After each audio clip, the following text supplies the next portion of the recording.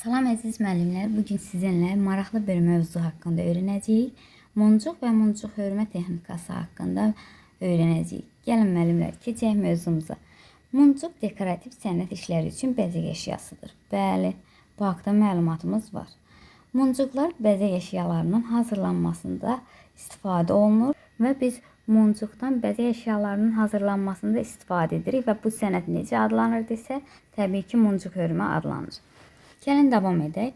Muncuqdan bəzək əşyalarını dedik hazırlayırıq. Laf gözəl. Bəs muncuqdan başqa hansı sahələrdə istifadə olunur? Gəlin onlar barədə məlumat alaq. Muncuqdan bəzək materialı kimi naxış tikmədə, daha sonra mozaikada, toxuculuqda istifadə olunur. Bəzən elə gətirib bu şəkli salırlar. Şəkillə birə baxsaq, A-da verilib. Deməli, müəllimlər, naxış tikmə, B-də verilib mozaika, C-də isə toxuculuq. Elə testlərdə bəzən bunu bu şəkli gətirib salırlar ki, uyğunlaşdırın. Biz onu da götürəcəyik.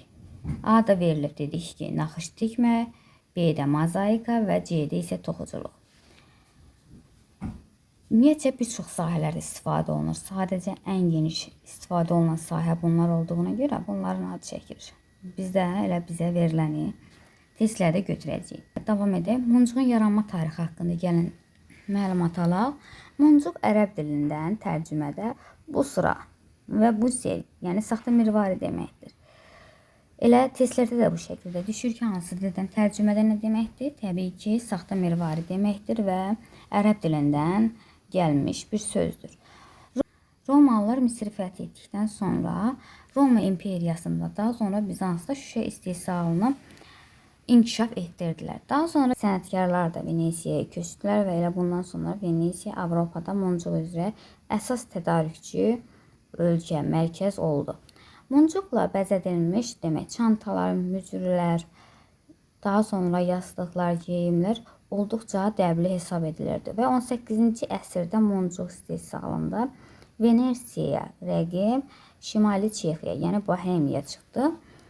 Hətta müəllimlər miq sualı olub bu. Əvvəllər belə bir sual gətirib salmışdılar ki, bəs 18-ci əsrə qədər onlara rəqib çıxmamışdan əvvəl əsas demək şüşə istehsalı hansı ölkədə davam edirdi? Təbii ki, Venesiya idi bu. Və 18-ci əsrdə Venesiyaya rəqib çıxandan sonra Bohemiya artıq Şimali Çexiyaya keçir. Həmin demək üstünlük, amma əvvəlcə elə Venesiyanın özündə idi üstünlük. Daha sonra gəlin müəllimlər davam edək. Geyimin muncuqla bəzədilməsi məşhurlaşaraq yüksək deməli zövq, var-dövlət əlaməti oldu. Elə bəli, bu haqda da məlumatımız var. Ümumiyyətcə o vaxtlar bu cür şeylərə çox önəm verirdilər, dəyər verirdilər. Düzdür, indi də var, amma əvvəllər daha çox dəyəri var idi. Muncuq hörmə texnikasının və hansı üsulları bəs var? Gəlin müəllimlər onlar haqqında məlumat alaq. Muncuq hörmənin hal-hazırda bizə 6 üsulu verilib və yaxud da ki, muncuq hörmə növü. Gəlin baxaq. Muncuq hörmənin ən sadə üsulu desə, sadə zəncir düzməsidir və şəkil ilə 2-də göstərilib. Bu sadə zəncir düzməsidir. Bizim bildiyimiz adi evdə də gündəlik istifadə etdiyimiz görürsüz, müəyyən demək sap üzərinə keçirməklə biz onun sadə zəncir düzməsi üsulunu alırıq. Düzdür, indi özümüz adını belə bilməsək də, amma elmi dildə bilsək, yəni bunu bu şəkildə adlandırmış olarıq. Yəni sadə zəncir düzməsi şəkil 2-də göstərilir. Bəs qarşıya hörmə üsulu nədir? Qarşıya hörməni deyirsə 2 əllə tutub qarşıya salam verirsiniz. Elə düşüncədə yadınıza saxlayın və 2 əllə tutulan sapın ortasına biz bir muncuq keçiririk. Və sonra növbəti muncuq dənəsi sapın istənilən ucuna, yəni bu sağ ucu da ola bilər, sol ucu da ola bilər. Məsələn, sağ ucuna keçirdik. Bundan sonra sapın sol ucu sağ ucunun qarşısında olmaqla, yəni həmin muncuq dənəsini biz keçiririk. Və muncuq dənələrinin nizamlı və sıx yerləşməsi üçün biz onun azacıq olsa da sapı dartırıq və bu cür etməklə davam etdiririk. Deməli, qarşıya hörmə çox asandır və bunu bu şəkildə yadınızda saxlasanız, siz müəllimlər qarışdırmayacaqsınız. Qarşıya hörmə üsulunu bizdən istəsə, 2 əllə tutulan sapın ortasına biz bir muncuq keçiririk. Yəni, 2 əlimizi tutub qarşıya salam veririk. Bu şəkildə yadınızda saxlayın. Daha sonra dedik ki, muncuq dənəsi keçiririk və sonra növbəti muncuq dənəsi sapın istənilən ucuna. Yəni bu sağ ucu da ola bilər, sol da ola bilər. Sadəcə burada misal olaraq göstərib ki, sağ ucuna keçiririk. Və bundan sonra sol ucu və sağ ucunun qarşısında olmaqla həmin demək muncuq dənələrini biz keçiririk. Və bu işi bu şəkildə yerinə yetirməklə və davam etdirmiş oluruq. Asan bir üsul. Daha sonra növbəti üsullarımızdan biri paralel hörmədir. Gəlin görək bu hansı üsulumuzdur. İki sapla, daha doğrusu bir sapın və yaxud da ki bir məftilin iki ucu ilə yerinə yetirilir. Sapın və məftilin tilov ipinin bir ucuna növbəti muncuq, yəni növbəti sırayla muncuq dənələri düzülür. Sonra isə digər ucuna həmin muncuq dənələrinin birinciyə qarşı olmaqla keçirilir. Həcmli fiqurlar üçün tilov ipi və dedik ki, məftildən istifadə edilə bilər. Elə testlərdə də bu şəkildə düşsə ki, muncuq hörmənin hansı üsuludur ki, orada həcmli fiqurlar üçün tilov ipindən və dedik ki, məftildən istifadə olunur. Bəli, götürəcəyik paralel hörmə. Ümumiyyətcə, paralel hörmə burada şəkil 4-ə baxsanız göstərilib. Dedik ki, muncuq dənələri düzülür sapın bir ucuna və növbəti muncuq dənələri birinciyə qarşı olmaqla keçirilir. Görürsünüz, burada mərhələsi ardıcıl formada göstərilib. Və dedik ki, burada iki sapla, daha doğrusu bir sapın və yaxud da ki bir məftilin iki ucu ilə yerinə yetirilir. Bu şəkildə yadımızda saxlayacağıq. Elə şəkil 3-ə də baxaq, burada da qarşıya hörmə üsulumuz bizim göstərilib. Gəlin müəllimlər sonra davam edək. Bəs ilgəklərlə hörmə nədir? Bu da bizim muncuq hörmə üsullarından biridir. Yəni lazımi miqdarda muncuq dənəsi məftilə üzərinə düzülür və daha sonra onlar ilgəkdə təsbit edildikdən sonra biz onu normadan artıq vururuq. Burada bizim açar sözümüz artıq vurulma olacaq. Yəni göstərilib şəkil 5-ə baxın. Görürsünüz, bu hissəsi artıq onun vurulub. Ona görə şəkillərə də diqqət edin. Olar ki, gətirib şəkilləri də salarlar ki, bu hansı hörmə üsuludur. Onu biz orada götürəcəyik ki, ilgəkdə hörmə. İynəyə bənzər hörmə odur ki, bu da asan muncuq hörmə üsullarından biridir. Belə ki, məftilin üzərinə lazımi qədər muncuq düzüldükdən sonra biz onu əks istiqamətdə yerdə qalan muncuqlardan keçirtmiş oluruq.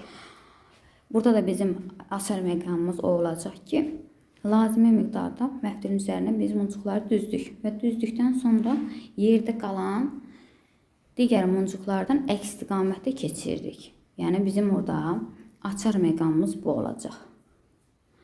Yəqin ki, aydın. Daha sonra müəllimlər gəlin davam edək. Xaçvari hörmə üsulumuz nədir? Onun barədə məlumat alaq. Xaçvari hörmənin digər bir adı isə iki ipli hörmə adlanır həmçinin.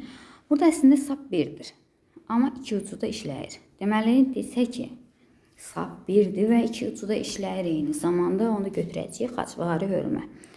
Niyə görə? Çünki bayaq biz bir üsul dedik sizinlə. Yadınızdadırmı? Paralel hörmədə. Onunla bəzi müəllimlər bu hissəni qarışdırır. Bəli, orada da sapın iki ucu işləyir, doğru bir yanaşmada, amma birinciyə artıq orada biz muncuqları keçirdikdən sonra birinciyə qarşı olmaqla digərlərini də keçirmiş oluruq. Burada isə xaçvari hörmənin digər bir adı iki iplə hörmə adlanır və həmçinin burada sap əslində birdir və iki ucu da işləyir. Yəni bunu bu şəkildə yadımızda saxlayacağıq. Və dedik ki, ipi iki ucundan götürürük və ortasına üçüncü muncuq dənəsini biz keçirmiş oluruq. Daha sonra dördüncü muncuq qarşıya hörmə üsulu ilə bərkidirik və sonra ipin ucları dartılır. Yəni ki, ipin sol və sağ uclarından hər birinə bir muncuq dənəsi keçiririk və bu şəkildə davam etdirmiş oluruq. Burada hətta müəllimlər diqqət edəcəyiniz bir məqam var. Demək olar ki, testlərə düşəcək tərzdə bir deyərdim ki, cümlədir. Xaçvari hörmədə dördüncü muncuq dənəsi qarşıya hörülmə üsulu ilə bərkidilir. Olar ki, elə testlərdə istəyər ki, hansı demək muncuq hörmə üsuludur ki, oradakı muncuq qarşıya hörmə üsulu ilə bərkidilir. Təbii ki, götürəcəyik xaçvari hörmə üsulu. Yəni bu hissəyə də diqqət edin. Daha sonra muncuq hörmədə biz hansı iynələrdən istifadə etməliyik? Gəlin onlar barədə məlumat alaq. İşləmək üçün muncuq, şüşə muncuqlardan əsasən istifadə olunmalıdır. Bəli, muncuqlar rənginə və ölçüsünə görə bağlamalarda saxlanılır. Bəli, bəzi muncuqlar var xırda, yəni ölçüsünə görə dəyişir. Bəziləri də var ki, rənginə. Müxtəlif əlvan rəngli muncuq növləri var. Ona görə bilirik ki, rənginə və ölçüsünə görə fərqlənir. Sonra xüsusi iynələrdən. Yəni biz muncuq hörmə zamanı nömrə 1 və nömrə 0 olan iynələrdən istifadə edirik və muncuqları biz toxuma apararkən onları çalışmalıyıq ki, toxuma zamanı sıx və boşluqsuz olsun. Yəni bu hissələrə diqqət etməliyik. Belə müəllimlər, bütün deməli şəkillərə nəzər yetirən sizdə özünüzdə. Belə başqa bir şey qalmır. Əsas odur ki, testləri tətbiq etməyə bacara biləsiniz. Belə müəllimlər, başqa bir şey qalmadı. Hər birinizə uğurlar, hələlik.